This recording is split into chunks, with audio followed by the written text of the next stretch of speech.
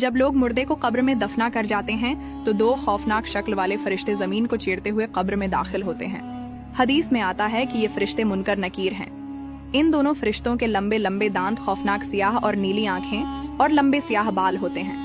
ये दोनों फरिश्ते इंसान के सामने उसके एमाल के मुताबिक जाहिर होते हैं। अगर मरने वाला शख्स नेक था तो ये दोनों फरिश्ते खूबसूरत और नूरानी शक्ल में जाहिर होते हैं, और अगर मरने वाला शख्स गुनाहगार है तो ये दोनों फरिश्ते इंतहाई खौफनाक शक्ल में जाहिर होते हैं, जिनका कोई तसव्वुर भी नहीं कर सकता। रसूल सल्लल्लाहु अलैहि वसल्लम ने इरशाद फरमाया, जब मैयत कब्र में दफन कर दी जाती है तो उसके पास नीली आंखों वाले दो फरिश्ते आते हैं। एक का नाम मुनकर और दूसरे का नाम नकीर होता है। ये दोनों फरिश्ते उस मरने वाले शख्स से सवाल करते हैं, तेरा रब कौन है?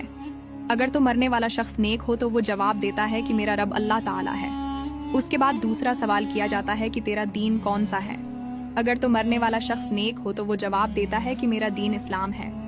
इसके बाद सवाल किया जाता है कि तेरा नबी कौन था? अगर तो मरने वाला शख्स नेक हो तो वो जवाब देता है कि रसूल सल्लल्लाहु अलैहि वसल्लम मेरे नबी हैं। इसके बाद उस नेक शख्स की कब्र को 70 हाथ वसी कर दिया जाता है और उसकी कब्र में जन्नत की खिड़की को खोल दिया जाता है।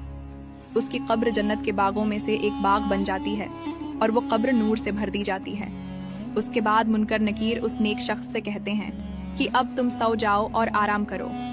उस वक्त वो नेक शख्स मुनकर नकीर से कहता है कि मैं अपने घर वालों के पास जाना चाहता हूँ ताकि मैं उनको अपने अच्छे अंजाम का बता सकूं। तो उस वक्त मुनकर नकीर में से एक फरिश्ता उस शख्स से कहता है कि नहीं, अब तुम दुनिया में वापस नहीं जा सकते। आप तुम ऐसे शख्स की तरह सो जाओ कि जिसे कोई नहीं जगा सकता सिवाय अल्लाह के। दोस्तों, अगर मरने वाला शख्स काफिर, मुशरिक या गुनाहगार हो तो मुनकर नकीर फरिश्ते उसके सामने उसके एमाल के मुताबिक जाहिर होते हैं, यानी खौफनाक शक्ल में आते हैं और उससे भी यही 3 सवाल करते हैं कि तेरा रब कौन है, तेरा दीन कौन सा है और तेरा नबी कौन है। अगर तो मरने वाला शख्स काफिर, मुशरिक या गुनाहगार होता है तो वो इन सवालों के जवाब में कहता है कि मुझे उसके बारे में कुछ इल्म नहीं। इसके बाद जमीन को हुक्म दिया जाता है कि वो आपस में मिल जाए, यहाँ तक कि इस मरने वाले शख्स की पसलियां एक दूसरे के अंदर पेवस्त होकर टूट जाती हैं और उस शख्स की कब्र में जहन्नम की खिड़की को खोल दिया जाता है और उसकी कब्र को जहन्नम के गढ़ों में से एक गढ़ा बना दिया जाता है, यहाँ तक कि ये शख्स कयामत तक इसी अजाब में मुब्तला रहेगा। हदीस में आता है कि उन दोनों फरिश्तों के पास इतना बड़ा हथौड़ा होता है कि अगर रुए जमीन के तमाम इंसान और जन्नात मिलकर भी इस हथौड़े को उठाना चाहें तो उसको न उठा सकेंगे, और अगर ये हथौड़ा किसी गुनाहगार इंसान को मारा जाए तो उसका पूरा जिस्म और हड्डियां रेजा रेजा हो जाएं।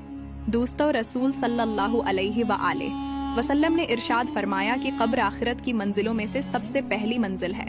अगर किसी शख्स ने उससे नजात हासिल की तो आगे का मामला आसान है, और अगर कोई शख्स कब्र से नजात हासिल न कर सका तो आगे का मामला उससे कहीं ज्यादा दुश्वार है। अल्लाह ताला से दुआ है कि अल्लाह ताला हमें नेक ऐमाल करने की तौफीक अता फरमाए, हमें अजाब कब्र से बचाए और आखिरत में आप सल्लल्लाहु अलैहि वसल्लम का जन्नत में पड़ोस नसीब फरमाए। आमीन।